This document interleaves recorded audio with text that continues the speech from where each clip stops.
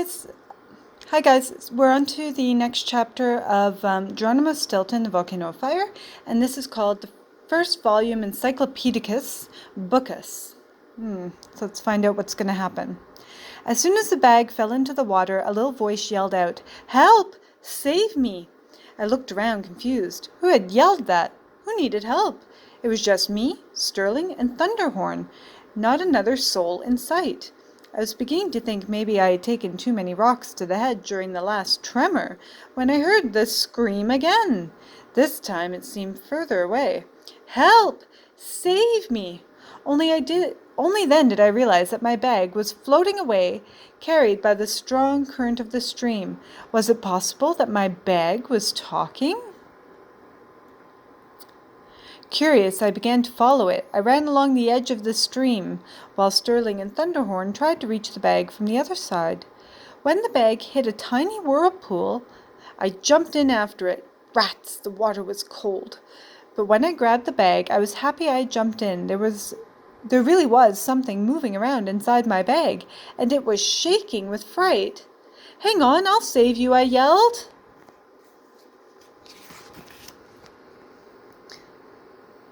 I was congratulating myself on my heroic act when a strong current began pulling me downstream. It was then that I noticed that Thunderhorn was flailing his arms, trying to get my attention. My heart filled with dread. What was he trying to tell me? I couldn't hear a thing. The water was so loud. I tried desperately to read his lips. "Careful of the waterfall." Waterfall. A moment later, I began to fall. "Tell me when it's over," I wailed, closing my eyes. I ended up in the water below. I was alive. I grabbed onto a rock, but my bag was dragged away by the current. "Help!" the voice yelled again. Oh boy, that is a huge waterfall. Poor Geronimo Stilton. Whatever the voice belonged to, I needed to save it, if only I knew how. Then I remembered the medallion and pulled it out. "Save that bag!" I squeaked. Immediately, an orange ray of light shot out of the medallion. It turned into a glowing net that grabbed the bag and brought it to shore.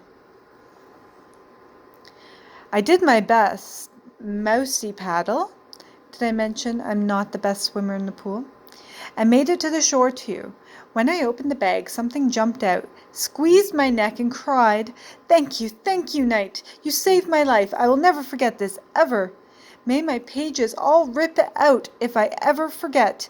I give my word, or my name isn't first volume Encyclopedicus Bookus. Oh, but everyone calls me Vol for short. It was a book from the talking library. After I peeled him off my neck, I asked, "What are you doing here?"